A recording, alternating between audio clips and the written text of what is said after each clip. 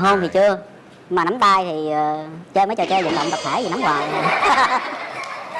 Chơi trò chơi tức là coi như 20 mấy năm rồi còn zin đúng không? Để hỏi bên đây em là có một mối tình, cứ cho là có một mối tình thì em đã nắm tay chưa hay hôn nhau chưa? Dạ chưa hôn nhưng mà có nắm tay. Có nắm tay luôn, có nắm tay rồi. Bây giờ em có muốn nắm tay nữa không? Nếu anh cho phép. Anh ơi, Chúng ta sẽ có 2 phút cảm nhận để quyết định có hẹn hò không. 2 phút bắt đầu. Thôi em bắt cỡ thôi, em không nói được. Giờ anh nói thì anh nói. Em bất ngờ quá, nói đi. Bất ngờ gì? Tại sao lại bất ngờ? Sao bất ngờ ghê ghê vậy trời? Nói chung là mình tưởng tượng hơi quá đó. Mà xuất hiện thì giờ không có tưởng tượng. cái gì sao anh? Em nói chung không có thích người mập. Giờ xuất hiện vậy nên mình cũng hơi bất ngờ. Em nghĩ là cái sự hòa hợp thì nó nên khẳng định ngay từ đầu. Còn nếu như có một cái gì đó e ngại thì mình cũng không nên miễn cưỡng. Anh Linh ơi, Anh nghe vỗ tay rồi. anh nghe giọng em nó rung rẩy và nghẹn ngào không? Nghẹn ngào rồi. Dạ trên cả tuyệt vời anh à. Đẹp Lại lắm, một phải không? áo dài duyên dáng anh Linh ơi. Bạn tên gì? Em tên là Đồng Thị Kiều Anh. Hôm nay anh bao nhiêu tuổi? Năm nay em 27 tuổi rồi. 27 tuổi, không quá lớn cũng không còn trẻ. Hiện nay em đang làm gì? Hiện nay em đang làm giáo viên. Giáo viên. Giáo viên dạy về cái gì em? Em dạy môn vật lý cấp 2. Dạ. Giáo viên vật lý cấp 2 nghe có vẻ hơi khô khan anh Linh nhỉ? Chờ chút xíu cho tôi xem. Bên đây bạn nam mấy tuổi, làm nghề gì? Xin mời bạn trai. Nào. Đâu rồi? Trời. Cái gì đấy? Mời bạn ngồi. Cái gì đấy? Anh sao Đây vậy? là chàng trai thí sinh khá nặng ký. Là sao? Mập quá hả? Không phải. Ý tôi nói là đối thủ khá nặng ký với nhiều người đó. Bạn tên gì? Chào anh Quyền Linh. Chào anh. Mình tên là Trịnh Thái Ninh, nhà ở quận Tân Bình, thành phố Hồ Chí Minh. Vóc dáng thì không được xinh nhưng mà ai cũng khen tốt tính.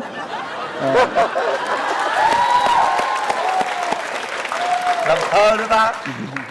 Ồ, bạn thích làm thơ lắm hả? Dạ thì một trong những sở thích của em là làm thơ. Làm thơ hay làm thơ gì nhất? Dạ thì làm thơ về thơ về tình yêu thôi. Có một bài thơ tình yêu nào hay hay không? Dạ thơ tình yêu có một bài hay nhưng em không biết có hay không. Em thì thấy hay. Đâu bạn thử đọc thử xem. Thì cái bài thơ này em làm là lúc mà nói chung là mình thất bại trong tình yêu. Em mang tình tôi thả trôi sông, rồi quay lại hỏi có buồn không. Em chẳng nhận ra sao cô bé. Với em tôi chưa từng nói không.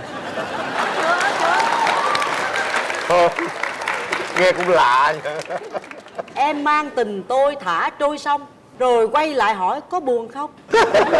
Là chị nghe bên kia giới thiệu thì em thấy làm thơ làm văn đó là em biết con người ta là lai láng tâm hồn thi sĩ rồi. Dạ. Em có hợp với văn thơ vậy không? Em không có hợp với văn thơ. Nói chung là con gái tự nhiên thì nó đương nhiên là nó rất là khô khan rồi. Rồi khi bản thân mà em đứng lớp cũng vậy, vô cùng nghiêm khắc, dường như là không có nụ cười trên lớp trong tiết nữa. Em nghiêm khắc đến mức độ nào là em diễn tả tận cùng sự nghiêm khắc của em? Sợ nghiêm khắc tới mức mà sợ đi gần học sinh đón đánh luôn. Trời ơi, chà cái này căng này nha. Mà từ xưa giờ em đã bị chặn đường lần nào chưa? Cái đó mình sợ thiệt do mình dữ quá. Nhưng mà từ trước giờ em dạy 5 năm rồi thì chưa lần nào đón đánh hết. Rồi những cái học sinh mà nó ra trường rồi đó thì 20 tháng 11 rồi bắt đầu nó mới gọi điện về cho mình. Có nghĩa là lúc đang học thì có vẻ là không thích hay là ghét cô giáo. Dạ. Nhưng mà khi ra trường rồi thì nhớ lại những cái tháng ngày được cô giáo nghiêm khắc dạy dỗ mình thì mình vẫn là 20 tháng 11 là quay về tìm lại Dạ, cô. đúng rồi. Nãy giờ bạn chưa nói ngành nghề cho bạn bên kia nghe. Hiện nay em đang làm nhân viên khối văn phòng của công ty bảo hiểm. Em làm về phòng bồi thường. Em làm bao nhiêu năm rồi? Dạ em vô công ty này làm được hơn 2 năm. Vậy là em là người cũng phải nói là tính cách rất là năng động, linh hoạt ha. Thì từ trước giờ em đã có một cái mối tình nào chưa? Có một mối tình chị. Mình đã xa nhau bao lâu rồi em? 2 năm rồi chị. 2 năm rồi. Dạ. Từ đó đến giờ là em vẫn vậy. Dạ. Tại sao không có cơ hội, không tìm được người khác hay sao em? Nói chung là khi mà còn là đi học lớp 12 á là ba mẹ cấm yêu. Nói Cấm chung yêu. là con trai vô nhà xin đi là không bao giờ cho đi Lớp chơi hết 12 á. là đã 18 tuổi rồi mà em. Dạ. Lúc mà đi học 3 năm cao đẳng thì nhà cũng kêu là yêu thì sẽ dễ hư, xa nhà dễ hư nên gia đình lúc đó nhà cũng chưa cho yêu nữa. Cái xong giờ ra trường 5 năm rồi, bây giờ chưa có người yêu bắt đầu mới hối nè. Bây giờ là hối rồi phải không? Bây giờ là sợ lắm rồi đúng không? Mới có một mối tình ha, bị cấm yêu ha. Còn bên đây sao? Anh có mấy mối tình? Có bị cấm yêu không? Dạ không có cấm, nhưng mà chưa tìm được người hợp tính thôi. Bạn có những cái khuyết điểm gì mà bạn thấy rằng là bạn chưa tìm được cái tình yêu? Em thì em thấy mình có mấy cái đặc điểm sau mà không biết sao người ta không thích. Nhất là em không có nhậu được. Không nhậu? Dạ, uống xả dao con trai thì được, nhiều hơn thì thôi. Thứ hai nữa là em không có biết đánh bài. Rồi, tốt. Gì nữa? Cái thứ ba là em không biết đua xe. Tốt luôn, quá tốt. Chạy xe có 30 cây số giờ bị chê hoài. Chạy xe chạy không nổi. Dạ đổi xe nó Là cũng sao anh Linh? Chạy xe chạy không nổi là sao anh Linh? Ai biết từ từ biết. Gì anh làm em tò mò quá, chạy xe mà chạy không nổi là sao? Là không có sức khỏe hay sao? Cái đó từ từ tính. Sau bao một thời gian dài bị gia đình cấm cản không cho yêu, vậy em nghĩ mẫu người lý tưởng của em là như thế nào? Em nghe bên kia giới thiệu có một đặc điểm mà em khoái á. Khoái? Không có biết nhậu. Không biết nhậu là bên đây khoái. Bên đây có rồi. Đặc điểm em khoái cái nữa là vui tính. Khoái cái nữa là vui tính. Bên đây quá vui luôn. Hai cái khoái. Khoái gì nữa không em? Rồi nói chung em cũng thích một người là đừng quá mập. Bên đây không hề mập, chỉ hơi thôi. Hơi là hơi bao nhiêu? Hơi chút biết. Thế bên đó thích bên đây thế nào, chứ bên đây là vóc dáng rất là chuẩn nha, rất là cân đối em. Bên đây body ngon. Ngon không? Rồi Body body ngon. Em thích làm sao nữa? Nói chung là mặt mũi thì cũng đừng quá xấu. Và đặc biệt là em không có thích người có râu quai nón. Không thích người có râu quai nón. Bên đây không có cọng râu nào luôn.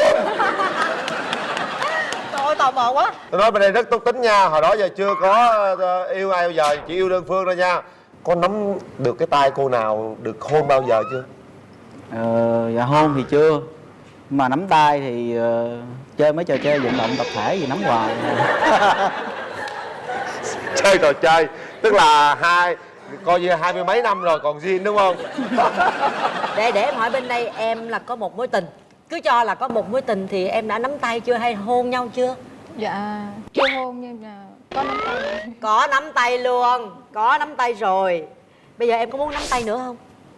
Nếu anh cho phép. Anh ơi, nếu anh cho phép là bên này nắm tay nha ha. Nhưng mà bây giờ trước khi anh cho phép hay không á, thì phải để chị phải coi chị duyệt cái đã. Nếu mà chị thấy được thì em hẳn nắm tay. Còn không đưa tay ra chi mất công mà lấy vô em ơi. Coi đi, ấn tượng lắm.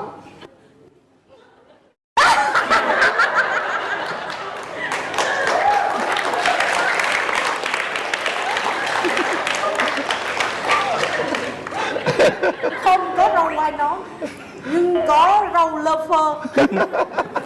Không mập nhưng rất bệ vệ.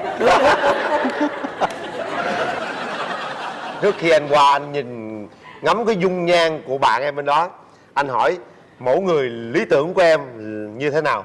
Mẫu người lý tưởng của em thì cái hồi mà em nhỏ mười mấy tuổi á, là bắt đầu chập chững tập yêu á, thì em nhớ là lúc đó em đặt ra một cái bộ tiêu chuẩn đến 18 điều lận. Dữ vậy? Trời ơi, hèn chi tới giờ không ai yêu ổng luôn. Không, cái mỗi năm cái nó lớn lên chút, nguy cơ ế nó tăng lên chút, cái nó giảm bớt đi, giảm riết giờ em còn có 3 cái. 3 cái rồi em kể nghe. Dạ, có không? thì 3 cái này thì đầu tiên là biết tự lập, thứ hai là biết lễ độ, và cuối cùng là biết nấu ăn. Đơn giản. Thứ hai là cái gì anh Linh ơi? Lễ độ. Trời ơi, đây giáo viên mà rất là tự lập, tự dạy, tự kiếm sống, thậm chí nuôi gia đình. Đủ 3 tiêu chuẩn có đủ luôn. Em bao hàng với anh luôn. Còn dáng vóc em thích thế nào? Cao, lớn hay mập, lùn, mang kiến đen? Nếu đau mắt đỏ thì nên đeo kính đen cho nó an toàn. Em thích vóc dáng như thế nào? Dạ thì nói chung là bạn thon thả bình thường thôi. Thon thả bình thường. Dạ. Nếu thích da trắng hay da ngăm hay da đen? Dạ da gì cũng được. Miễn có da thôi hả? Dạ. Có thích giống em không? Dạ cũng được. Bên đây người ta bao hàng dáng chuẩn, mặt đẹp. Sao? Cô đang khển, áo dài duyên dáng, dễ thương. Theo anh là được. Theo chị cũng là được. Theo anh là được. Con mình nôn nóng gặp chưa? Dạ cũng hồi hộp lắm. Hồi hộp đúng không? Dạ. Nhưng trước khi gặp hấp cái bụng vô. Em chuẩn bị tinh thần nha. Em phải ngồi vững lên ghế nha. Chị nói trước, râu quai nón không có, nhưng mà râu lơ phơ nha chị nói. Chuẩn bị quay mặt qua tấm màn. Màn đâu? Kéo lên.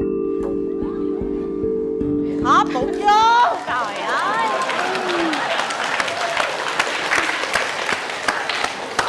Chúng ta sẽ có 2 phút cảm nhận để quyết định có hẹn hò hay không. 2 phút bắt đầu. Thôi em bất ngờ quá, em không nói được ra. Giờ anh nói, giờ anh nói. Em bất ngờ quá. Nói đi. Bất ngờ gì? Tại sao lại bất ngờ? Sao bất ngờ ghê ghê vậy trời? Nói chung là mình tưởng tượng hơi quá. Mà xuất hiện thì vừa không mất tưởng tượng. Cái gì? Gì sao anh? Em nói chung không có thích người mập. Giờ xuất hiện vậy nên mình cũng hơi bất ngờ. Chị thấy này bệ vệ thôi. Em nói đi em. Mình phải ưu điểm mình lên nói đi. Thì mập hay ốm, ngắn hay dài thì nói chung thì nhiều khi nó cũng không quan trọng. Chủ yếu là tính cách thôi. Nếu mà nó phù hợp thì nó vẫn tốt. Chứ còn mập ốm thì thay đổi được. Không nói lên vấn đề gì em dạ. vậy? Tiếp nhanh lên, có 2 phút thôi hai bạn. Không biết nói gì. Nhìn nhau đi. Chúng ta còn 10 giây nói câu gì Giao đi. nhau ánh mắt đi. Tìm Nói đi. em trai. Dạ. Nói đi. Hết thời gian. Bạn cứ cười hoài không biết nói gì luôn. Cười hoài. Như vậy là hai bạn cũng đã có 2 phút để nói chuyện với nhau, để hiểu thêm về nhau, nhìn nhau nhưng mà cũng hơi e thẹn. Và các bạn sẽ có 3 khắc để quyết định xem chúng ta có nên hẹn hò hay không. Mời các bạn đặt tay vào chuông. Đồng ý, nhấn nút. Không đồng ý, khỏi nhấn. Khỏi nhấn. Sẵn sàng.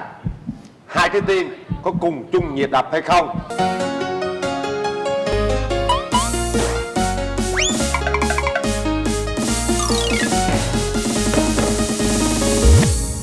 Một, 2, 3.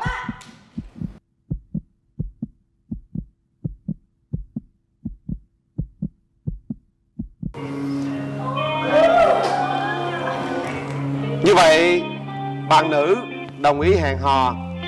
Còn bạn nam, lý do tại sao bạn lại không đồng ý hẹn hò với người nữ?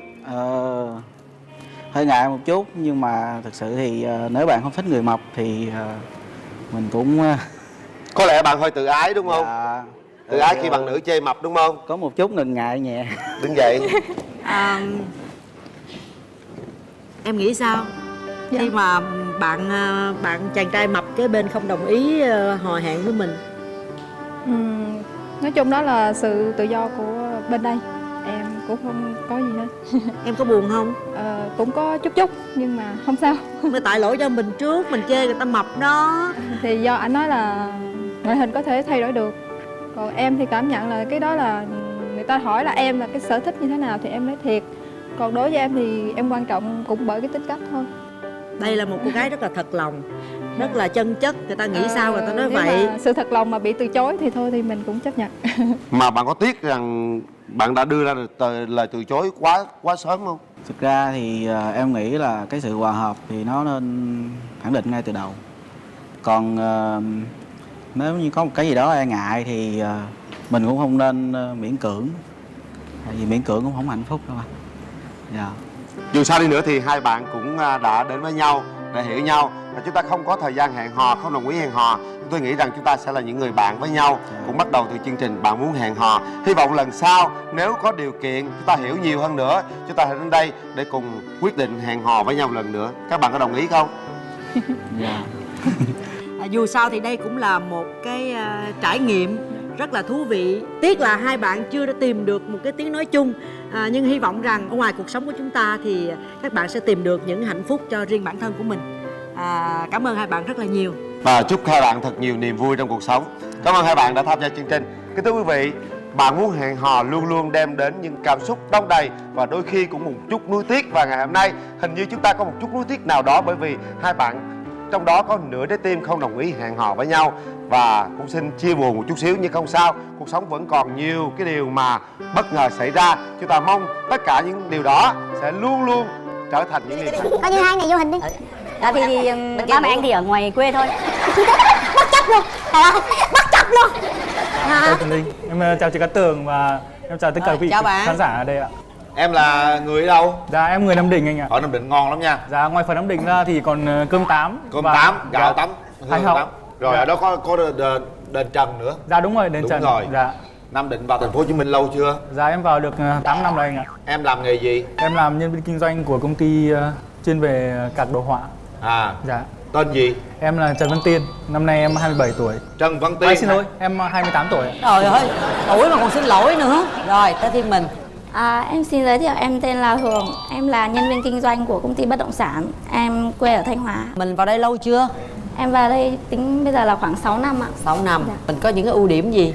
Em có ưu điểm là biết nấu ăn, biết quan tâm chăm sóc, biết làm việc nhà. Khuyết điểm? Khuyết điểm là em lười tập thể dục. Cái này nhiều người lười lắm. Và vì sao hôm nay lại là động lực nào mình đến với chương trình?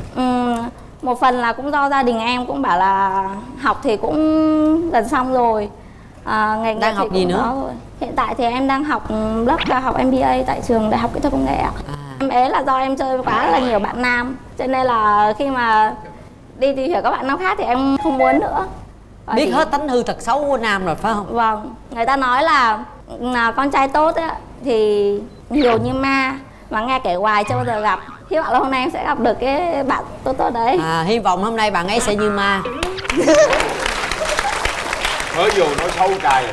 Thật xấu trai biết hết rồi. Rồi bên kia thì sao nè, mình có ưu điểm khuyết điểm gì không nè? Dạ ưu điểm của em là tự lập, sống có trách nhiệm và biết vui vẻ cho gia đình. Ngoài công việc của em ra thì sở thích của em thì em thích chơi game, tập thể dục. Tập 6 múi em. Vậy là được rồi. Nó mới Dạ. tập thể dục, rủ bạn bên đây đi với bạn bên đây thì lại lười tập thể dục. Dạ chủ nhật em thường hay đi tập thể dục, đi bộ ở công viên gia đình ạ. Nhưng giờ được mấy múi rồi? Dạ em chưa có múi nào luôn. Bởi vì là công việc ngồi nhiều và ăn cũng hơi nhiều nên là tập bụng thì hơi khó. Tập phải 6 múi, anh từ 6 múi tập thành múi nè. Dạ. Mình có những khuyết điểm gì không bạn? Dạ khuyết điểm của em là em hơi nóng tính ạ. Trời. Thẳng thắn quá, có điều gì không nên không phải là em sẽ nói liền. Thí dụ anh giận ai thì anh giận trong vòng bao lâu? Giận khoảng 3 ngày. Em thì giận được khoảng 3 phút. Anh ơi, công việc của anh là phát triển thị trường, có phải hay đi nhiều không ạ? Dạ cũng không phải đi nhiều ạ, chỉ ngồi văn phòng ở nhà làm hành chính. Tại vì em thì cũng hay phải đi gặp khách hàng ấy, tối em đi học. Thế thì cái thời gian mà nếu có thể thì hẹn hò thì khoảng khi nào thì là hợp lý ạ? Hợp lý thì cái này mình sẽ thương thảo lại sau, mình sẽ ưu tiên cho bạn gái trước. Bởi vì công việc mình cũng từ buổi tối nó cũng không có áp lực gì nhiều thì mình có thể sắp xếp được. Sau khi mà kết hôn á thì anh nghĩ là nên sống riêng hay là sống chung với gia đình, bố mẹ thì sẽ tốt hơn? Anh nghĩ là nên sống riêng, nhưng mà cái chuyện chăm sóc cho ba mẹ về xế chiều thì mình phải có trách nhiệm. Em thì lại thích sống chung với ba mẹ hơn. Bởi vì là ba mẹ ở ngoài quê cho nên là anh có ý định trong này. Lên hai mình đi uống cà phê.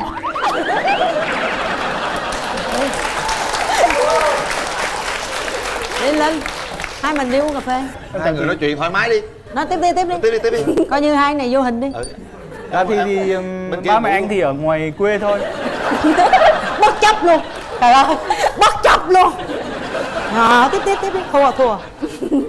Anh có hay làm việc nhà không? Có, cái chuyện đấy là chuyện bây giờ là đàn ông hiện đại mình phải biết lo cho gia đình.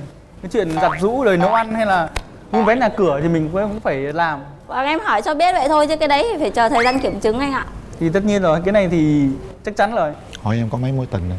Em đã có mấy mối tình rồi ạ? Em suýt thì có vài mối tình. Trước kia thì do em nhỏ thì ba mẹ nói là cứ học xong hết đi rồi tính. Bây giờ em học hết, đại học rồi học lên nữa, ba mẹ em bảo sao vẫn chưa có gì. Thế bảo tại cấm áp quá nên giờ nó vậy. Thế còn anh thì có mấy mối tình rồi ạ? Mình thì có 2 mối tình hồi sinh viên rồi. Sau đó thì mình chia tay được khoảng 6 năm rồi. Em muốn chừng nào cưới? Em nếu mà được thì em muốn chừng nào cưới. Cưới ạ? Em nghĩ là sau khi em kết thúc khóa học á, chắc là khoảng sang năm sau là hợp lý ạ. Em thấy được không? Em thấy nếu mà được, nếu mà hai đứa hợp ý nhau thì em sẽ sắp xếp được cuối năm là em sẽ hỏi cưới bạn luôn. Anh có mê tín không anh? Em nghe nói là tuổi của em cưới năm nay là không có được. Ồ, anh thì cũng không có quan trọng lắm. Bởi vì mình hợp nhau thì cũng chỉ 60% thôi. Còn 40% còn lại cũng phải do cái con người mình, rồi cái đức tính của mình nữa, rồi mình cải thiện thêm. Anh cao mét mấy vậy? Anh cao 1m72. Em cao dưới 1m5 có được không anh? Được, bên anh sẽ bế em lên luôn. Chị kiểm tra giúp em ơi, có thể hai không chị? Hồi nãy qua thấy rồi, cao to. Cao to ạ. Thế mà gia đình hôm nay có ai đi theo không? Dạ. Gia đình em hôm nay có bạn thân ở cùng và em trai em. Chào em. Sao thấy cặp này ổn không em? Chiếm luôn diễn đàn rồi, mai mốt MC thất nghiệp rồi. Dạ, em thấy anh bên này thì khá là chín chắn ạ. Nhưng mà có vẻ hơi nghiêm túc một tí. Phải nghiêm túc chứ, đi hỏi vợ mà không nhưng nghiêm mà túc. ý là tính có vẻ không biết có khó tính không ấy. Rồi, cảm Mà ơn em. cậu thấy anh ấy có hợp với tớ không? Thì tớ nghĩ là khoảng được 60%. 60% hả? Đưa em trai đi, hỏi ý kiến em trai coi thấy anh đó, anh rể được không? Thì em cũng thấy anh cũng được. Tới luôn ha? Dạ, tới luôn cũng được. Bố mẹ em cũng giục cho em lắm rồi. Rồi. Thế hôm nay bạn trai có ai đi theo không? Em đi với bạn cùng phòng, bạn thân của em ạ. Dạ, chào chị Cát Tường, chào anh Quyền Linh ạ. Dạ, hợp hay không là tùy vào anh chị, chứ còn anh tên là em nói anh không phải người yêu lý tưởng nhưng mà người chồng lý tưởng. Thì anh là người sống có trách nhiệm, biết Không phải chăm người yêu lo lý gia tưởng đình. là Dạ. sao? Nói về lãng mạn thì chắc là cũng ít. Dạ. Còn nếu mà về chăm lo cho gia đình thì cái khoản đó thì chắc anh ok chị. Cái này được. Nhưng mà em thấy chị bạn gái bên này thì sao? Dạ, em thấy chị cũng dễ thương ạ. Còn hợp hay không là để hai chị gặp mặt nhau nói chuyện. Đúng rồi, gặp mặt nhau cái đã. Em chào anh ạ. Chào em, nãy giờ em nói anh nghe thấy nói chung là cũng gọi là lanh lợi ha. Dạ. Giao tiếp tốt. Như vậy là ổn. Anh bên đây cũng vậy, nhưng mà anh bên đây anh hơi trầm chút xíu. Dạ. Ổn rồi. Và sau một thời gian đôi trẻ tự tìm hiểu, chúng ta kéo màn lên để đôi trẻ gặp nhau. Rồi, mời bạn. Chào anh. Chào em. Bó hoa chẳng. Em cảm ơn. Lần đầu tiên em thấy anh là người thế nào? Em nhìn anh thì chững chạc ạ, không có nhiều râu lắm ạ. Ồ, anh thì 3 ngày phải cạo một lần. Wow, vậy tốt. Anh thì sống rất thực tế. Dạ, Có sao anh sẽ nói như thế vậy? Em cũng sống giống anh thôi ạ. Ví dụ anh chỉ mong là sau này nếu mà mình có duyên mà nên nghĩa vợ chồng á, tôi chỉ mong là em vui vẻ cho gia đình. Em là thuộc tuýp phụ nữ là không thích yêu mà là phụ nữ của gia đình, như bạn bè nó nhận xét em như thế. Mai mốt anh về là anh vẫn sẽ phụ giúp mọi người trong công việc gia đình đúng không ạ? Tất nhiên là cái chuyện này nếu mà anh ở ngoài anh sẽ là người đàn ông, còn Vâng. về nhà anh sẽ như một người phụ nữ. Kỳ tức là em sẽ vui vẻ cho gia đình, em sẽ phụ vợ chăm sóc con và xây dựng nhà cửa. Rồi buổi tối anh sẽ là đàn ông hay là phụ nữ? Anh sẽ tất nhiên là sẽ là đàn ông của em rồi. Ok. Quan trọng nhất là cái này đấy. được. Không, bản lĩnh đàn ông lắm. Một like. Anh là 10 like luôn. Em có thích lãng mạn không? Tình yêu chút đi. Dạ, có một chút cũng được mà không có cũng không sao, tại vì thực chất em không phải là tiếp người lãng mạn lắm. Thì anh nghĩ là xong cái chương trình này là thì mình cùng cho nhau cơ hội. Vâng. Mình để tiếp xúc, tìm hiểu. Dạ. Nếu mà được thì mình đi xa hơn. Vâng. Còn không được thì mình vẫn là những người bạn tốt. Vâng, em cũng nghĩ như thế. Rồi, hết vậy thời thì bây gian. giờ bấm nút ạ. Rất đơn giản như vậy thôi. Được thì đi xa hơn. Đây, nút. Không được thì là những người bạn. Chúng ta có 3 tiếng đếm để quyết định hẹn hò hay không hẹn hò.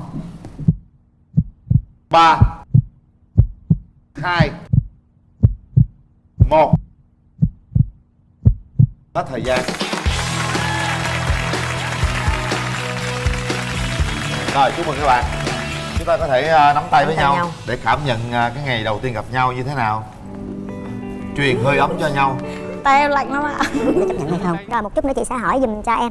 Bây giờ nếu mình lấy nhau thì hai vợ chồng sẽ ở đâu? Thì có thể là ở Sài Gòn hay ở Long An cũng được. Em tên là Lưu, em tính Long An. Bạn làm nghề gì? Dạ em kỹ sư cơ khí về tôn thép anh.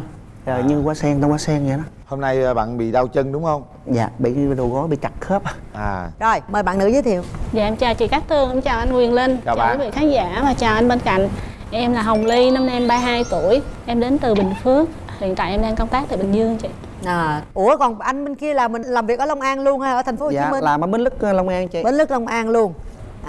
Cặp này hẹn hò nhau cũng hơi cực chút xíu. Tình yêu sẽ làm cho chúng ta vượt qua được tất cả. Có ngại ngùng gì không? Dạ ở Long An thì hơi xa chị.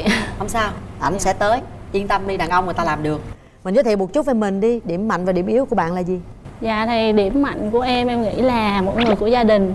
Em biết nấu ăn, em có thể nấu tiệc cho khoảng 30-40 người. Ồ, nấu tiệc được luôn ha. Dạ. Còn điểm yếu thì nhiều lắm chị. Một vài điểm yếu nhất. Em mê ngủ. Em luôn báo thức trước 15 phút nhưng mà toàn bị trễ không chị. Nhưng mà đó là có nghĩa là báo thức rồi, báo thức đen vẫn không chịu dậy. Dạ đúng rồi. Nhưng mà đó là trong mỗi buổi sáng đi làm thì em hay có tính đó. Nhưng mà mỗi lần mà đi chơi hay gì đó em dậy sớm lắm. Trời ơi, cổ 32 tuổi rồi mà tưởng như cổ 23 tuổi chứ. Rồi bạn trai, bạn có kể một chút xíu về tình trường của bạn. Dạ, vấn đề tình trường thì em cũng có lập một gia đình rồi. Em cũng ly hôn gần 2 năm. Nói lớn chút xíu đi bạn. Bạn có gia đình rồi, ly hôn 2 năm rồi. Dạ. Có con chưa bạn? Dạ, con được 4 tuổi anh. 4 tuổi. Vậy thì bây giờ con ở với ai? Dạ, con ở với mẹ. Bé trai hay bé gái vậy bạn? Dạ, bé trai chị. Như lý do tại sao mà tại vấn đề như vậy bạn? Vợ thì cũng đi làm ở xa, mà em cũng kêu về, cũng năn nỉ về lắm rồi nhưng mà không chịu về. Xa là ở đâu? Vợ thì quê ở thị xã Tân An luôn nhưng mà làm ở Vĩnh Hưng á, Campuchia anh. Mấy năm rồi bạn? Dạ, hồi tháng 5 2015 á chị. Gần 2 năm rồi ha. Dạ. Rồi rồi suốt 2 năm qua là bạn có mối tình nào không? Dạ không chị, tại vì em thấy cái vấn đề của em thì cũng đã đổ vỡ một lần rồi. Thứ hai nữa là cũng có con, cho nên là em cũng rất là ngại vấn đề đó. Đúng rồi. Dạ. Thôi để tôi qua tôi nói chuyện với bạn gái chút xíu. Cái chuyện này nó... Dạ, chào anh. Chào em. Hồi nãy nghe anh ấy nói rằng anh ấy có gia đình rồi, đổ vỡ có một con rồi thì em cảm nhận sao? Thật ra thì em cũng không quá quan trọng về bạn nam đã ly hôn. Nhưng mà cái điều quan trọng ở đây là em cảm thấy là không biết là sau hôn nhân đổ vỡ thì anh đó sống như thế nào. Dạ, và cái mối quan hệ sau hôn nhân đổ vỡ của anh đó với chị đó như thế nào nữa, có rõ ràng hay không? Những người từng đổ vỡ thì họ sẽ biết trân quý giá trị gia đình hơn. Đúng rồi, như thế là được rồi đó. Bây giờ bạn mong muốn tìm một người đàn ông như thế nào? Cao khoảng 1m65 trở lên, ngoại hình dễ nhìn, không quá gầy, hơi tròn thì được. Tròn, có tròn. Không bị hô. Có hô không? Có hô không? Hơi hô đó. Không có hô, có dồ được không? Sao im re vậy? Không. Để chị hỏi, để chị. Chào chị. Trời, 32 tuổi mà còn trẻ quá ha. Còn Dạ. con cái thì bạn nghĩ, bạn tính như thế nào? Con bây giờ tuổi của con em đang mới 4 tuổi thôi. Khi mà con nó được đủ 7 tuổi mà để lên lớp 1 á thì có thể là em xin cái đón con về. Không biết bên bạn nữ có chấp nhận hay không? Rồi một chút nữa chị sẽ hỏi giùm cho em. Bây giờ nếu mình lấy nhau thì hai vợ chồng sẽ ở đâu? Thì có thể là ở Sài Gòn hay ở Long An cũng được. Okay, cảm ơn bạn. Bạn cũng nghe bạn trai đã chia sẻ rồi thì bạn cảm nhận như thế nào? Dạ thì thật ra em rất là thích con nít. Thì cái vấn đề đưa bé về nuôi thì không sao cả. Nhưng mà em vẫn có một cái chút băn khoăn lo lắng, đó là hiện tại đây thì em thấy hầu như người ta rất là thành kiến với lại chuyện mẹ kế. Nên em sẽ rất là lo lắng về cái việc đó. Không có vấn đề gì đâu, đó là những quan điểm ngày xưa thôi. Thật ra bây giờ con ai cũng là con với lại con nít mà, nó có tội tình gì đâu, mình yêu thương nó sẽ yêu thương mình. Em đừng có lo quá cái chuyện đó. Rồi bao lâu thì mình sẽ sanh một đứa con riêng cho hai vợ chồng? Dạ cái đó thì vấn đề do bạn nữ chứ mà em cũng đâu có quyết định được chị. Rồi một chút xíu nữa kéo màn lên thì hai bạn sẽ trao đổi kỹ với nhau hơn. Bây giờ thì mình muốn hỏi thăm ý kiến của người thân. Bạn có đi với ai không? Dạ có, em đi với anh chị họ, với lại một em hàng xóm, với lại một chị bạn. Rồi. Dạ chào anh Quỳnh Linh, chào chị Cát Tường. Dạ. Chào toàn thể quý vị khán giả, người dân miền Tây. Nói chung là cũng thật thà và em cũng đã trải qua rồi thì nghĩ là cái sự chín chắn nó có. Tôi mong thì hai em cho nhau một cơ hội để tìm hiểu thêm. Dạ. Trai đi với ai? Dạ em đi với lại anh.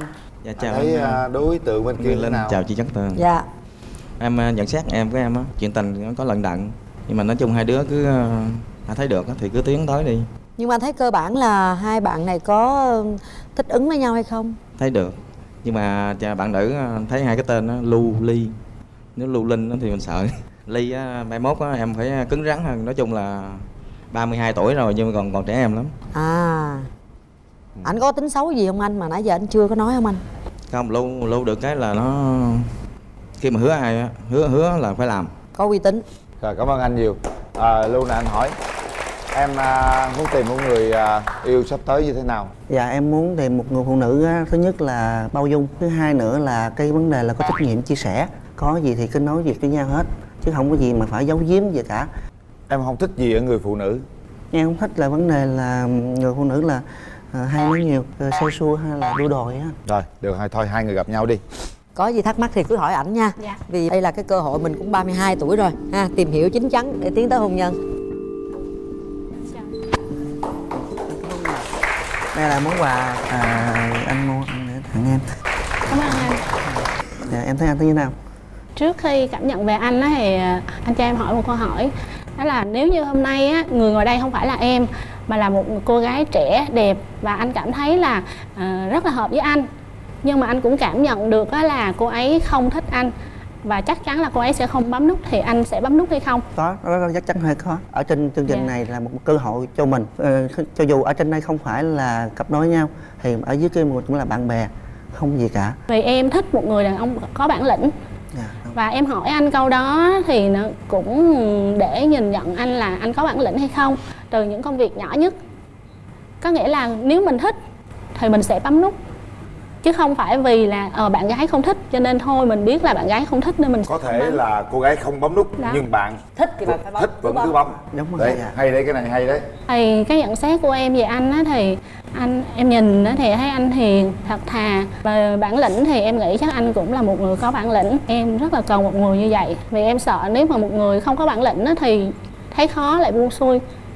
Vì em đã trải qua một mối tình á thì nói chung là do anh đó không có đủ bản lĩnh để vượt qua cái rào cản của gia đình, và cuối cùng thì em và người đó không đến được với nhau, cho nên em sợ cái vấn đề đó nó xảy ra. Ở cũng hơi xa xa nhau đó, thì giờ hẹn hò mình sẽ hẹn hò như thế nào bạn trai? Ủa em ở Bình Dương khúc nào? Dạ em ở Thuận An anh. Thì chắc thể là một tuần thấy mà anh ra lên một lần. Anh nói anh ở Long An nhưng mà anh ở chỗ nào Long An? Nhà thì ở Châu Thành, Long An hay làm mà ở Bến Lức. Em cũng hay về Bến Lức lắm, em có một người bạn chị rất là thân, thì trước đây em rất là hay về đó. Nếu mình hôm nay mình có duyên với nhau á thì em cũng mong là có ngày mình sẽ quay lại Bến Lức. Vậy là em có đồng ý theo ảnh về Bến Lức để lập nghiệp khi mà hai người tiến tới hôn nhân hay không? Dạ nói chung á thì lập nghiệp ở đâu á thì không quan trọng chị. Nếu mà ở đâu mà có thể cho mình công việc ổn định tốt hơn thì em sẽ ở nơi đó. Rồi bây giờ nếu như cô này cô đồng ý về quê của anh để mà sinh sống thì anh có tìm được việc làm cho cổ không? Dạ nếu là có thì được chứ chị. Rồi em làm nếu mà được. Dạ em hiện tại em đang công tác ở phòng kế hoạch của công ty sản xuất giấy. Bây giờ hai người nhìn nhau và nói cái cảm nhận của mình hiện tại bây giờ như thế nào? Anh nói ha, thì khi mà anh đã đi lên một con đường rồi, tỏ sáng rồi, nhưng mà giống như mà đi nó bị sập xuống một cái điểm tối đó, anh bây giờ chỉ có một cái ánh sao giống như là con anh đang đi trên con đường đó cũng nhờ con anh đó, thì anh hy vọng nó một người cùng anh chăm sóc cái ngôi sao đó, là hy vọng đó là em. Dạ. Bạn gái? Dạ thì nói chung là em đến đây á, thì em cũng với một cái tinh thần đó là nghiêm túc, và em cũng mong là mình sẽ cho nhau cơ hội.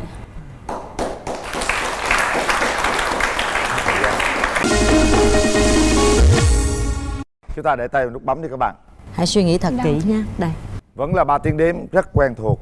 Suy nghĩ cho kỹ khi nhấn nút.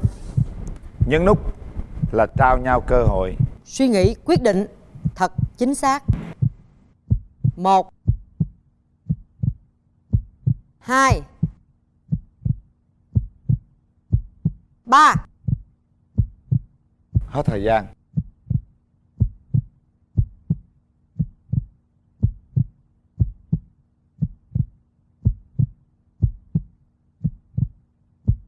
Ủa có bấm không? Em có bấm không? Có. Bấm nhiều không?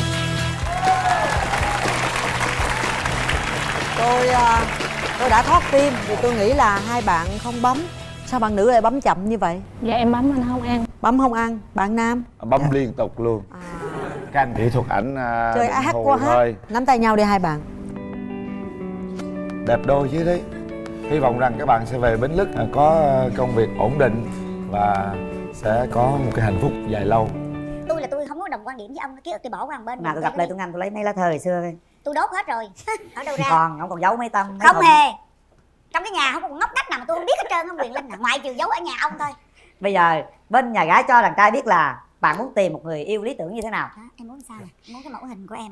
Đầu tiên là em muốn là bạn phải cao 1m7 trở lên. 1m7 hả? Dạ đúng rồi. Chắc cũng gần tới rồi. Với lại sạch sẽ, gọn gàng, với lại không có càm ràm. Ủa, bộ em gặp đàn ông dơ ở dơ vậy lắm hả em? Không phải nhìn không phải dơ không dơ, nhưng mà em nhìn thấy mà tướng mà luộm thuộm em không thích anh ơi. Tức dạ. là nhưng mà phải gọn gàng, lịch lãm, đúng Đồ không? không cần đẹp, không cần hàng hiệu, nhưng mà nói chung là phải sạch sẽ thơm tho. Yên tâm, người đàn ông bên đây mặc dù lái xe tải nhưng mà tưởng đâu lái S500 không, Mercedes không. Dạ, với là thêm nữa là phải biết yêu thương, chia sẻ. Đi ở đám đông thì ôm eo của em á, luồn cái tay ra sau á, ôm ngang hông á, hoặc là nắm tay. Dạ đúng rồi, em thích vậy. Thích là ôm luồn cái tay sau lưng á hả? Dạ đúng rồi. Rồi lãng mạn đi, được không Trung? Dạ, cái đó là cái em thích. Thích. Vậy là hay quá. Hai người này là cùng sở thích rồi đó nha. Em xin chào anh Quyền Linh. Chào em. Chào chị Hồng Vân và chào tất cả mọi người trong khán đài. Em là Lê Trọng Trung. Em năm nay 39 tuổi. Em làm nghề lái xe. Em sinh ra ở Thanh Hóa và sinh sống và làm việc thì tại Bà Rịa Vũng Tàu. Dạ, em xin. Trung 39 tuổi, dạ. Tuổi thần tài, qua Thanh Quế, là quê Thanh Hóa ha. Lái xe là xe gì Trung? Dạ, lái xe tải. Lái xe tải không? Dạ. Mời nhà gái. Mình giới thiệu đi em. Dạ, chào chị Hồng Vân. Chào em. Dạ, chào anh Quỳnh Linh. Chào Chào em. bạn nam bên đó. Chào quý vị khán giả. Em họ Hương tên Mỹ. Hương Mỹ cứ bình tĩnh này, Hương Mỹ nhìn chuyện nói chuyện đi. Là Hương Mỹ sẽ Nghe hai đỡ tên là hồi thấy hộp hai liền cường ha. quốc rồi đó. Bên tên Mỹ, tên Trung. Mỹ Trung. Dạ, em họ Hương tên Mỹ, thường gọi là Hương Mỹ. Họ này. Em 38 tuổi, năm nay em 38 tuổi. Công việc. Công việc của em là tài xế luôn, em là Rồi. lái xe. Ồ, vậy đó hả? Ồ, em lái xe ở đâu? Dạ, em chạy xe ở Sài Gòn này luôn. Nhưng mà trong cái giống như là xe của mình hay là taxi hay là công ty nào đó hay như thế nào? Dạ, xe của em. Vậy, Dạ. vậy đó. Em chạy dịch vụ. Dịch vụ. Dạ. Okay. Em chạy dịch vụ, ngoài dịch vụ ra em còn chạy taxi công nghệ. Vậy đó hả? Rồi. Mà em chạy đường trường không hay gì? Dịch vụ Em của đi gần hết đất nước Việt Nam rồi. Ồ, vậy hả? Em chạy xe đi gần hết đất nước Việt Nam rồi. Hay quá ha. Vậy là hai bạn có thể đi khắp nước được rồi đó. Bạn này mà nói bạn làm tài xế là tôi bị bất ngờ á. Là tại nhìn bạn giống như cô giáo vậy đó, lên cô giáo dạy tiếng nước ngoài á. Không, giờ phụ nữ lái xe cũng nhiều. Rất là yểu điệu luôn á trời. Thế bây giờ là nhà gái cho biết điểm mạnh điểm yếu của mình đi. Dạ, em thì vui vẻ, hòa đồng, cũng biết yêu thương, cũng biết chia sẻ, biết lắng nghe. Em có thể chạy được rất là nhiều loại xe. Em bằng gì? Dạ, em giấu đê. Giấu D hả? Chà dữ à. Dạ. Chàng trai giấu gì?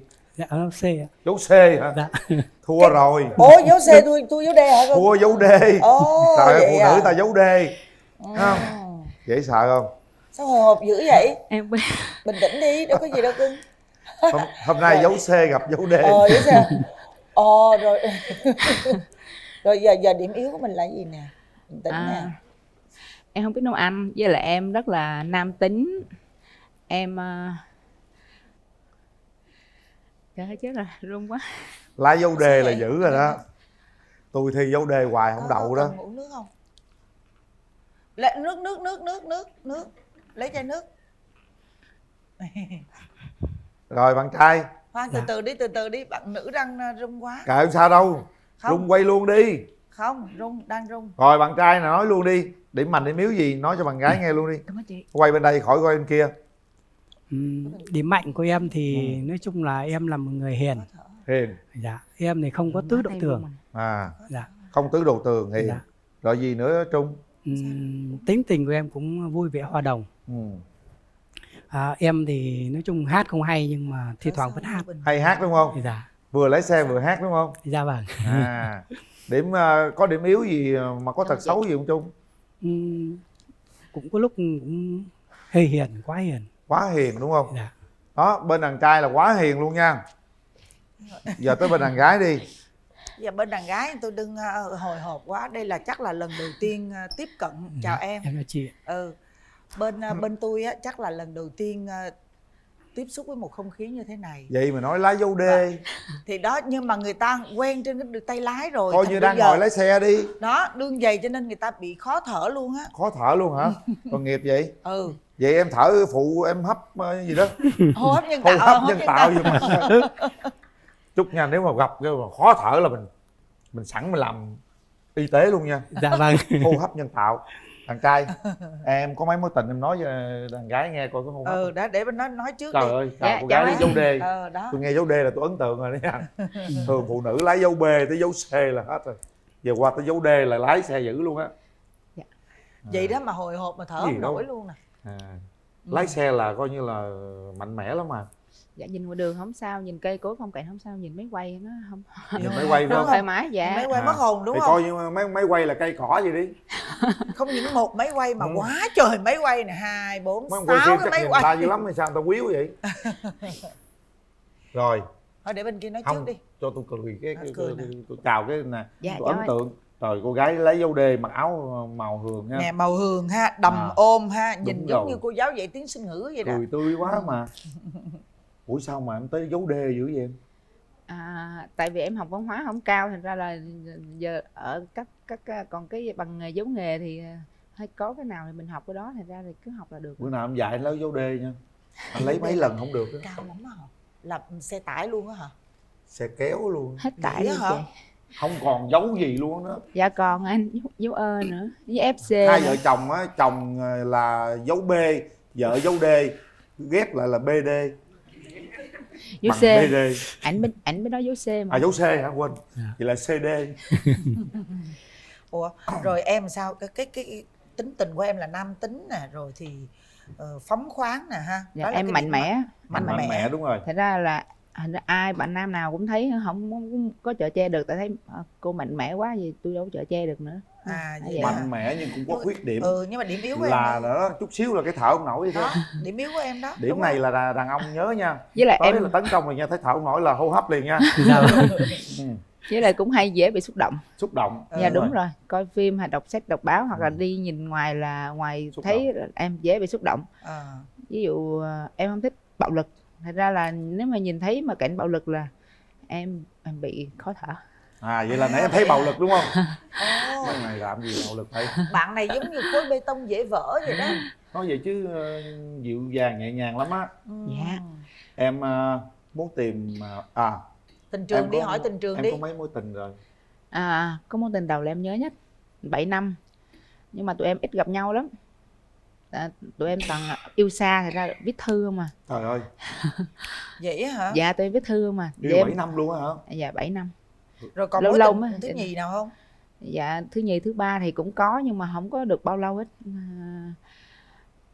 Đại đa số là mấy bạn đó là ghen, với lại nói mà cái gì đó mà không thích gì đó mà không nói ra. Ví dụ nói đi đón em thì tới rồi thì em tới đó rồi thì bạn nói tới mà không nói, nhưng mà bạn núp đâu đó thì bạn theo dõi em xem coi em đi với ai hay làm gì, gặp gỡ gì không, rồi sau đó bạn mới ra. Em không thích điều đó. Dạ. Với là càm ràm cái vấn đề gì mà qua rồi là thôi em không thích nhắc lại, mà mấy bạn cứ nhắc đi nhắc lại, em không thích điều đó. Là thôi chia tay luôn. Dạ đúng rồi. Vậy là tổng cộng là mấy mối tình rồi? Dạ chắc 3. Dạ. Em như cái mối tình 7 năm này không có gửi mail viết thư không vậy đó hả? Viết thư tay không à? Hay vậy ta? Hồi đó là chỉ có thư tay thôi, qua đường lâu lâu thì mới có điện thoại thôi. Em có còn giữ thư không? Dạ còn. Vậy là còn yêu hả? Dạ không, em thích kỷ niệm, em thích lưu giữ kỷ niệm. Lúc ngày xanh thư tay giờ khó lắm. Khó lắm, bữa nào cho bạn trai đọc bỡ mới coi. Cái gì trời, đốt nhà ta hay gì? Không, đó là ký ức kỷ niệm mà, nó đẹp mà. Thư tình ngày xưa mà, đâu có gì đâu mà đốt nhà. Ai nói hồi đó tôi nhớ rõ ràng á, ông coi lại những cái thư tình của Thảo ngày xưa ông cũng ghen lộn mém đòi đốt nhà đó. Không có đâu. Thư tình biết giữ vậy là được rồi, không có đưa quá. Mà thậm chí có những người ta có em, giờ chị nói hỏi thẳng em luôn nè. Dạ. Bây giờ với những cái thư tình đó đó, ví dụ như bạn gái mà đưa cho em đọc, em có đọc không? Đọc. Dạ đọc chứ ạ.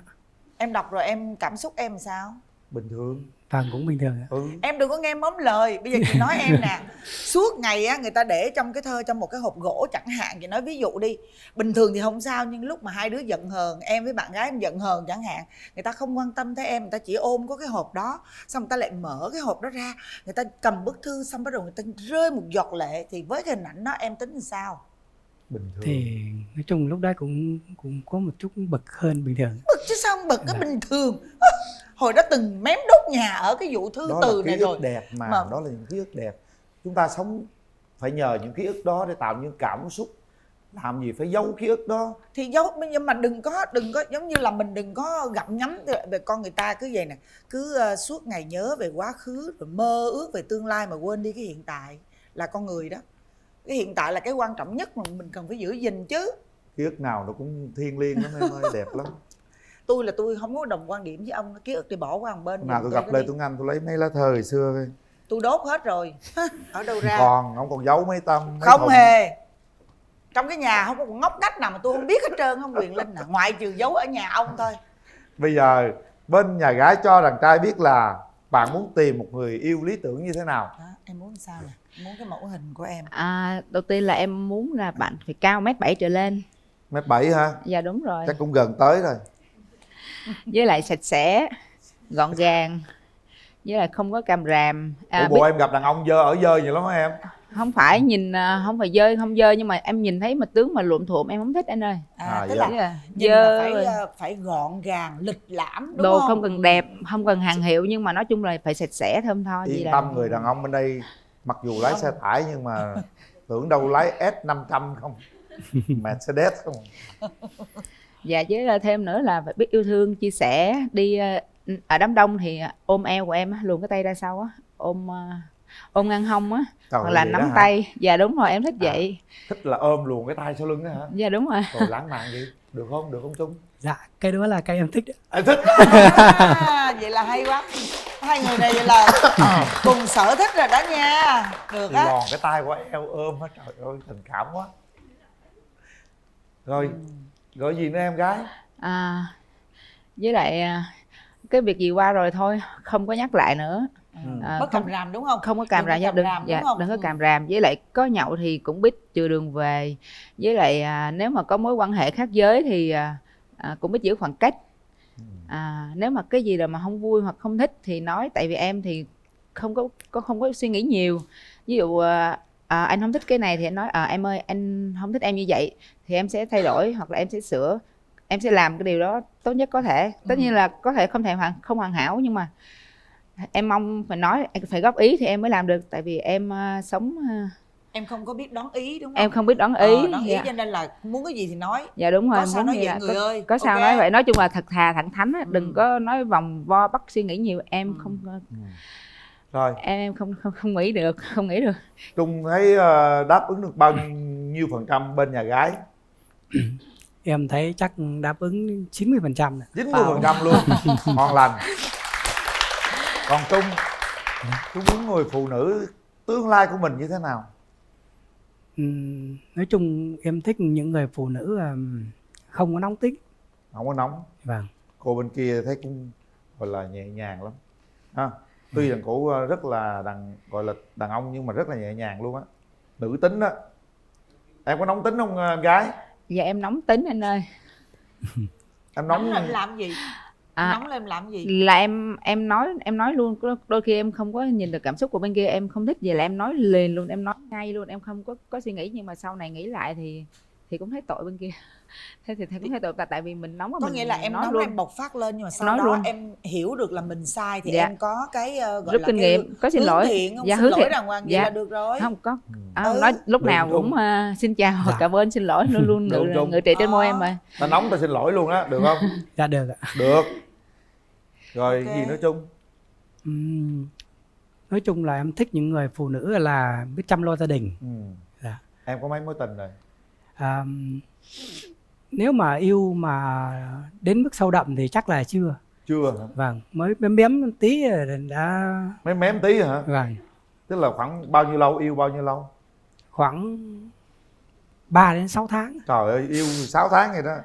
Mà sáng tháo luôn hả? Nhưng mà mới tình nhỏ nhỏ vậy có Có không sâu đậm mà có hung gì chưa? Dạ chưa hôn ạ. Chưa luôn hả? Dạ vâng. Trời ơi, đàn trai chưa bao giờ hung cô gái nha. Hôm nay gia đình mình được của nha. Ừ. Mình là của trời cho nghe em nha. Còn zin nha. Ngon nha. Rồi bây giờ mình hỏi ý kiến người thân đi rồi mình tiến tới nào. Nhà gái đi với ai? Em đi với ai vậy cưng? Nè em đi với ai? Dạ thưa anh chị, là em đi với má nuôi của em với lại mấy anh chị. Rồi xin mời nhà gái cho ý kiến à. Dạ, chào chú Linh và cô Hồng Vân. Dạ. Chào các khán giả. Hôm nay tôi nói về cái mà tính cách của con gái. Thì con gái Mỹ tôi thì mạnh mẽ, cá tính nó thẳng thắn. Nhưng mà về cái cho nên đó là tới bây giờ ba mấy chưa có lập gia đình.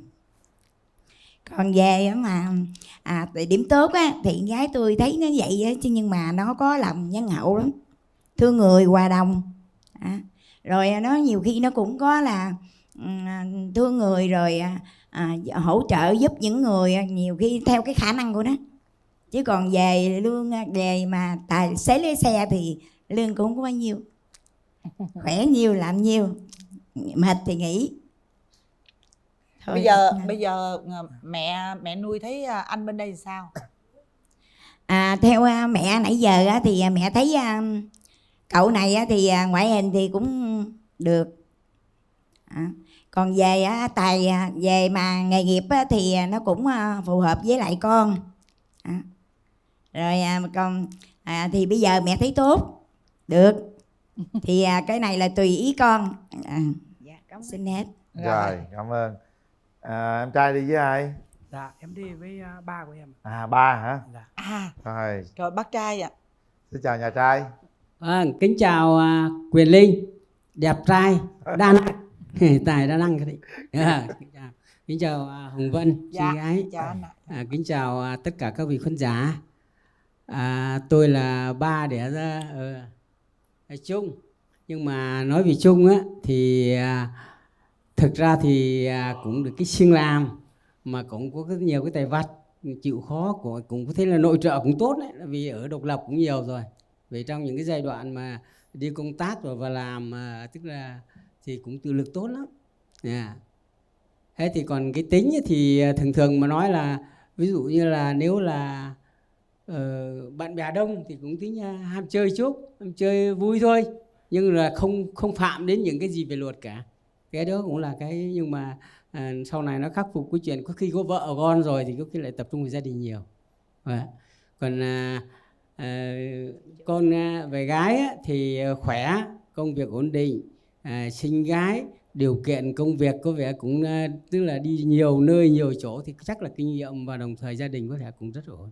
Nhưng mà cho hỏi là quê chính ở đâu nhỉ?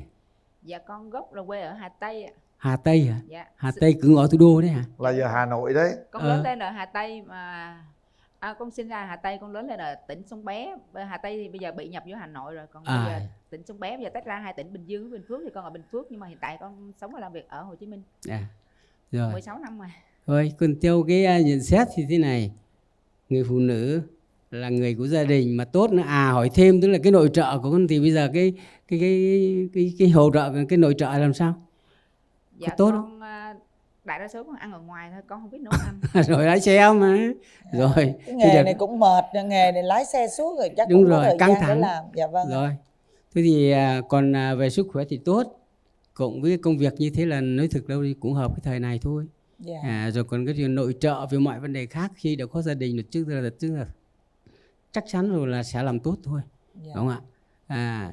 Nói về bố thì bố cũng ưng cái công việc nghề nghiệp, chịu khó, và đồng thời là còn cái này là do hai, tức là tìm hiểu, nếu mà đi đến được kết hôn thì rất tốt. Bây giờ bố mẹ và hai bên cũng rất mừng cái này và cũng rất muốn cái này, phải không Hồng Vân? Cảm ơn bác ạ. Chú là bộ đội hả chú? Xin cảm ơn. Chú là bộ đội hả? Báo cáo với thương trường là thế này. Thực ra là đi bộ đội số 5, cuối đầu số 5. Cái là bị thương ở mặt trận tức là Quảng Trị. Dạ. Và bây giờ cũng mất 91% và bây giờ đang làm một trung tâm nuôi dưỡng thương binh nặng ở Long Hải. Dạ. Tức là cũng mấy chục cây đi với con đi về đây để tức là vì rất là cái điều này rất là mong. Dạ. Tôi đã làm cha làm mẹ thì ai cũng mong con tức là xây dựng gia đình sớm rồi có cháu cho đôi bên tức là mừng, đúng không ạ? Dạ. Thế cho nên là cũng thực ra mà nói là với sức khỏe thế là cũng hơi mệt đấy. Nhưng mà con cái mà nó thành đạt là mình vui rồi. Còn cảm ơn khán giả rất nhiều. Rồi, cảm ơn chú. Rồi, cảm ơn chú. Chú có người con trai hiền quá trời luôn. 39 tuổi mà chưa bao giờ từng hôn cô gái nào cả. Ha. Mở rào đi Bây để giờ cho các bạn gặp hai nhau bạn nè. trẻ, nãy em nói em hát được đúng không? Dạ. Giờ mở ra rào ra là vừa tặng hoa vừa hát luôn nha. Dạ. Nha, đừng Dạ. gây ấn tượng liền nha.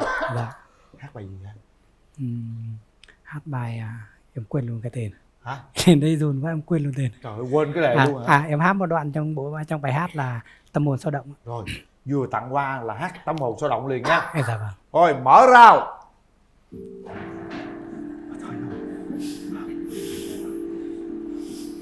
Có gì hô hấp nhân tạo nha. Dạ. Khó thở nữa nha. Khó thở là bên kia người ta hô hấp ráng chịu đó. Dạ vâng. Hát luôn, bắt đầu tiến tới. Dạ, chào anh. Chào em. Anh có món quà tặng em. Hát luôn. Mình nhận trước đi, mình nhận trước Không đi. hát luôn, vừa tặng quà vừa hát luôn. Dạ, cảm ơn anh. Món quà dễ thương quá. Anh tặng em mà bông lan. Dạ. Anh xin hát một đoạn. Rồi hôm nay không làm mơ, vòng tay em dù anh làm thơ. Anh biết bây giờ anh đã yêu. Dạ, hay quá. Rồi, mình tặng quà của mình đi. Dạ, em tặng anh cuốn sách với cái thiệp. Thực ra em thì không biết trước là anh sẽ làm gì, nhưng mà em nghĩ thì sống mà thì ai cũng sẽ ít nhiều cũng sẽ bị stress, thì em tặng anh cuốn sách để viết để xả stress á. Là như bà muốn nghỉ thở rồi đó, bà cứ coi như bà hồi hộp. Em nhớ anh, nha, phóng vô hô hấp liền cho chị. Dạ rồi, em người tặng anh là ví dụ anh stress thì anh có thể là lấy giấy xong anh mở cái này ra, nó sẽ hướng dẫn anh xếp những hình con thú hoặc bông hoa, hình dễ thương để mình tâm lý nó thoải mái hơn. Rồi, dạ. cảm ơn nha. Xếp hoa hả? Không mà xếp nhiều mà xếp giấy nghệ thuật đó. Anh không nghĩ em lại lãng mạn như thế đấy. Em là hơi lãng mạn đấy. Em lãng mạn mà. Thôi không nghĩ, lúc đầu nghe tưởng là một cô lái xe gọi là xe hết tải luôn đó. Mà lãng mạn như thế. Em hát tặng anh ấy một bài đi. Đến với chương trình em sẽ hát bài Vết son trên áo. Rồi nhìn anh ấy hát kìa. Nếu mà khó thở là nhào vô liền nha. Trung nha. Câu chuyện Trung Mỹ bắt đầu. Khi đang ngồi chơi trong quán ăn, anh kêu rằng anh muốn đi mua một bao thuốc lá thơm. Bên ngôi chợ ngay góc đường, anh ra đi sao thấy hơi lâu. Đi qua 30 phút hơn, khi anh vô trong mắt anh sao thấy có những nét dối gian. Kìa son môi trên áo anh, thì ra anh đã dối em. Kìa son môi trên áo anh, nhìn xem em không nói thêm. Đã biết thế chớ trách sao em không yêu anh đâu. Vết son môi in trên cổ áo, chẳng thêm anh nữa đâu nha. Yeah. Cái hai cái bài này nó đối xứng với nhau kỳ quá. Một bên kia người ta thú nhận người ta đã yêu rồi, còn bên đây là em không yêu anh nữa đâu. Ý em nói yêu em rồi chị lại đi, em biện hộ lại với anh đi cho anh đừng bị hụt hẫng. Ý em nói là yêu em rồi không được yêu người khác nữa, chứ không em thôi không được hôn người khác nữa. Nếu không người khác nữa là em sẽ Trung khó thở Trung ơi. Trung ơi. Dạ. Khó thở Trung ơi. Nó Trời chưa, ơi, thấy nó cưng chưa quá. Trung. Em về chỗ nha. Trời ơi. Trung ơi, Trung nắm tay đi, tại vì bạn này là tay bạn lạnh, bạn run dữ lắm. Nắm Bây giờ tay đưa quà đi. anh cầm cho. Đưa quà anh cầm thôi. Dạ. Nắm hai tay cảm nhận lần đầu gặp cô gái dấu D thì sao? Nhìn thẳng đi, dấu C với dấu D nói chuyện đi. em không biết nói gì luôn.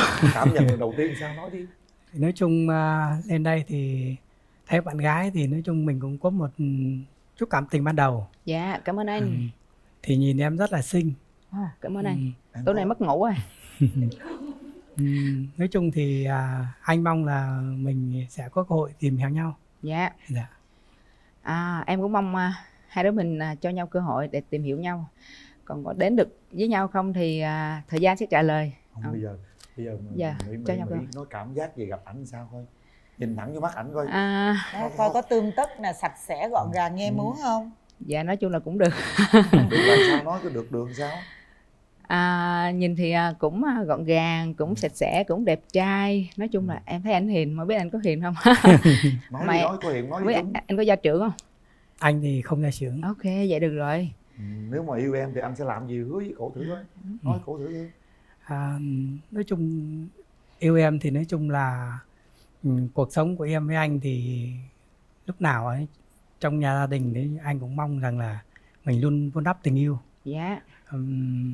Vì nhau để sống làm sao mà cái được tạo được một cái gia đình hạnh phúc. Dạ. Nói bây giờ anh có muốn có con gì cũng nói luôn. Nói chung thì anh mà đến được với em thì anh muốn thời gian nó ngắn một chút, muốn có baby luôn liền. Vâng, đúng rồi. Vậy em cũng muốn có baby liền. Nếu mà chúng mình cưới nhau mình có sinh 4 baby. Sinh 4 baby. Em thích con nít, thành ra là nếu mà được thì mình đến với nhau thì mình sinh 4 baby, nếu không thì 3 đứa cũng được, đông mới vui. Nổi không Trung, nói đi, nổi không Trung? Mỹ, em có áp lực không Mỹ? Bây giờ người ta làm hàng còn nguyên thùng đó, em là người đập thùng đó Mỹ. Dạ không sao. Bây giờ áp lực không? Bây giờ trước khi về ghế ngồi hai người thử ôm nhau cái coi cảm xúc nó sao nào. Trung ôm. Chưa còn cái tay qua gì đó, cái tay qua eo đó. Không mà nói chừng nào đi á, đi đâu, ví dụ em thích là cái vòng tay eo qua vậy nè, đó không? Đâu, cái này là đó nào vậy là đi đâu đó rồi mà hai nắm người lòn tay. tay qua thử coi sao, sát vô luôn. Không mà nếu mà lòn vậy nó khó đi quá. Hai cái tay nắm phía trước coi, sang tay xen cái tay gì nè, rồi giờ chào ba mẹ cái coi thử coi. Dạ, chào cô chú, chào mấy bạn bên nhà trai, chào má, chào nhà gái luôn, gia đình của con. Dạ. Được không Trung? Dạ được ạ. Hả? Ổn hả Trung? Ổn không? Cái tim mình có dao động gì không? Dạ cũng quá dao động luôn. Quá dao động luôn hả? Dạ. Thôi bây giờ giao lưu chút cảm xúc với chị ghế ngồi đi nha. Dạ. Mình trò chuyện chút xíu cho nó hiểu nhau hơn tí ha. Dạ. Đấy. Cặp này làm khác với cặp trước là tìm cảm xúc trước rồi nói chuyện sau. Hả? Bây giờ nè, một người mình hẹn hò làm sao? Bởi vì một người ở Vũng Tàu nha. Đó, hẹn hò làm sao? Tại vì em có phương tiện cá nhân, thành ra là nếu mà muốn gặp thì cũng thể đi được. Dạ, sắp xếp thời gian được, tại vì em là làm việc tự do. Thành ra là không có phụ thuộc về thời gian. Để hẹn hò cứ lái xe tải đi hoài hả? Dạ. Chắc là sao Trung? Hẹn hò thì nói chung em nói với thì cổ kìa. Hẹn hò thì nói chung anh thì sở trường là anh thích đi phượt. Dạ. Thích đi mô tô. Anh có xe hả? Xe máy là xe mô tô. Ok, em thì không có. Nhưng mà nếu mà đi du lịch, em thích đi du lịch. Em đi gần hết đất nước Việt Nam rồi, nhưng mà đại đa số là em chở khách đi thôi. Còn hoặc là đi với gia đình, chứ còn đi một mình là em không đi. Vậy bây giờ em muốn anh chở, nói đi. Dạ đúng rồi, bây giờ Có giờ em chở người ta không hả? Tại là lâu lắm rồi em cũng không có chạy gắn máy, thành ra là bây giờ em cũng thích, cũng muốn có được cảm giác chạy gắn máy ở ngoài đường, dạo phố, cũng thích thế. Dạ. Vậy thì sao Trung? Thì nói chung thời gian sắp tới thì anh hy vọng là anh sẽ có cơ hội đi chở em đi chơi. Dạ, cảm ơn đi anh. bằng mô tô thì anh chở thì em ôm anh, và nếu mà em chở thì anh sẽ ôm em. Ok. Chắc chắn rồi. Em cũng mong được giống như lời anh nói là chở em đi lòng vòng khắp thành phố Sài Gòn hoặc khắp các tỉnh thành này nọ, nói chung là đi du lịch. Bây giờ nếu mà hai người lấy nhau, tương lai lấy nhau thì ở đâu bàn đi, thử đi Trung, mình đàn ông đưa ra trước đi Trung. Đâu, nhưng mà nói luôn đi là nếu mà hai đứa quen nhau thì bao lâu làm đám cưới? Rồi ở đâu? Có ba dưới có gì thì ba chứng kiến rồi tính luôn. Nói chung thì đối với em thì tới luôn cũng được nữa. Yêu nhanh gọi là tình yêu sét đánh. Đấy em hỏi luôn đi, hỏi coi Mỹ ok không, là qua Tết là coi sao ra duyên anh cưới em đó. Không mấy làm đám cưới mùng 1 Tết luôn đi. Dạ không, thật ra em cũng muốn có thời gian tìm hiểu thêm một tí nữa thì hãy cưới thì nhanh thì cũng được, nhưng mà em cũng muốn có một chút thời gian nữa chứ. Từ nếu đây mà... qua Tết là tìm hiểu được rồi. Dạ. Bao lâu, khoảng bao lâu? Thật ra em cũng chứ khoảng 3 tháng đi, 3-6 tháng hoặc nửa năm đi. Ôi 38, 39 rồi, 40 khó đẻ lắm á. Không sao. Hả? Không sao đâu trời, bây giờ khoa học tiên tiến rồi mà, em 50 còn sinh em bé được mà.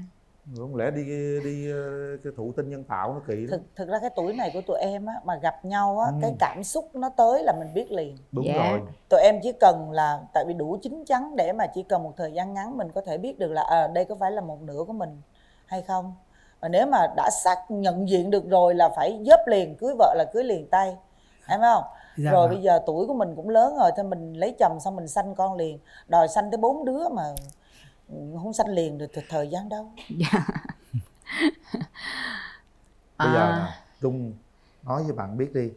Bây giờ là mình mong muốn càng sớm càng tốt. Lấy vợ về ở đâu, thấy không? Thì nói chung thì em bây giờ nói với Mỹ kìa. Thì nói chung thì bây giờ anh đang ở Long Điền, Bà Rịa Vũng Tàu. Thì anh cũng có nhà, có đất rồi. Nói chung là nhà cũng không được lớn lắm thôi, nhưng mà nói chung cũng ở được. Dạ. Thì nếu mà mình mà về thì có thể về Bà Rịa Vũng Tàu ở với anh. Dạ. Dạ được anh, em về đó ở được. Tại ở Bà Rịa Vũng Tàu cũng có người nhà em dưới đó nhiều lắm. Long Điền giờ phát triển lắm á. Dạ đúng rồi, Long Điền. Tất cả cơ quan hành chính của tỉnh ủy nằm ở sát Long Điền luôn rồi đó, Long Hải đó. Dạ đúng rồi. Em gái của em ở đó, bé Út. À về khỏe rồi. Dạ. Về liền luôn đi, nói đi Trung em. Thì sau chương trình này thì hy vọng là anh đến tụi em và em cũng có thể đến Long Điền với anh. Dạ. Để mình có thể tìm hiểu rồi xem mọi cái thế nào. Dạ rồi. Rồi. Chắc chắn. Chắc chắn. Rồi. Bấm nút luôn. Đúng rồi, ấy đi. Để tay nút bấm. Để tay vô nút bấm đi. Đó, được là anh bấm đếm 1, 2, 3 nha. Tới luôn rồi đó. 38 ông Địa, 39 thần tài. Đây, dòng về nè Trung. Rồi, chuẩn bị. Và đếm luôn nha Linh nha. Đếm đi. Đếm luôn nha nè, 1 tới nè, rồi. 2 nè, 3. Bấm. Đấy, cạch luôn 2 Thôi cái. vô. Đứng lên Trung. Bây giờ chính thức rồi đó nha. Dạ. Đó, chính thức rồi nha. Dạ. Bây giờ mình lớn rồi, mình có thể quyết định cuộc đời của mình được ha. Anh thấy là Trung cũng hiền, mà thật sự em cũng là con gái phụ nữ, nói chứ cứng cáp chứ cũng yếu đuối lắm á nha. Dạ. Rồi bây giờ nè, mình nói chuyện với gọi là má đây, của má nuôi đây, má nuôi cả chị, nhà của cả nhà đây của bạn Mỹ đó. Nói sao đi, hứa là gì đó rồi tụi con sẽ kết hôn sớm gì đó. Dạ. Con chào má nuôi. Con xin chào tất cả mọi chị. Nói chung thì Quân và Mỹ thì hy vọng rằng là sẽ đến với nhau trong thời gian tiếp tới. Thì Quân nếu mà tới với nhau thì Quân hứa Quân sẽ chăm sóc Mỹ một cách tốt nhất để có một gia đình hạnh phúc. Dạ. Mỹ phải nói gì với ba? Ba đang bệnh đó mà ba gọi là đi với con trai đến đây là biết là ba rất là mong muốn con trai mình được hạnh phúc với một đứa con dâu đáng yêu đó. Dạ. Nói gì cho ba yên tâm. Con chào đi. chú, chào mọi người. Nếu như mà được làm dâu thì con sẽ cố gắng làm điều tốt nhất có thể. Chúc chú mau khỏe, sống vui, sống khỏe với con cháu. Nói chung là con yêu tất cả mọi người. Khó thở. Dạ. Khó thở. Con xin phép má nuôi cho con được hôn Mỹ ạ. Nụ hôn đầu tiên đó nha. Nụ hôn đầu tiên đó. Ôm chặt vô. Mạnh vô. Bên kia nữa. Rồi, Mỹ làm lại đi. Ủa lại nữa hả? Trung chưa bao giờ có nụ hôn nào đó. Ôm chặt vô tiếp tục luôn. Không, mạnh mẽ lên. Bắt đầu hai bên luôn. Bên này nữa. Không có chán luôn. Trời, tôi thấy cặp này cưng lắm á. Dạ, cảm ơn anh. Anh thấy rằng á, tụi em tuy là cũng hơi lớn đứng tuổi rồi nhưng mà rất là trẻ con luôn vậy đó. Gần như là một cái tình yêu trong veo đó nha. Dạ. Cố gắng nha. Dạ. Nhớ mai mốt là đám cưới tụi em toàn là đi bằng xe tải không á. Bằng lòng đi em, anh về quê lấy tải chở em liền. Rồi, dễ thương không nha. Dạ. Thôi, nắm tay nhau, đừng buông tay ra. Để ôm nắm chặt tay nhau đi suốt chặng đường còn lại. Dạ vâng. Coi như là tình hình thế giới là Mỹ Trung đang căng thẳng về mặt kinh tế, nhưng mà ở trong sân khấu Bạn Muốn Hẹn Hò tình hình Mỹ Trung đang rất là hạnh phúc. Chúc hai bạn hạnh phúc nha. Dạ rồi, cảm ơn.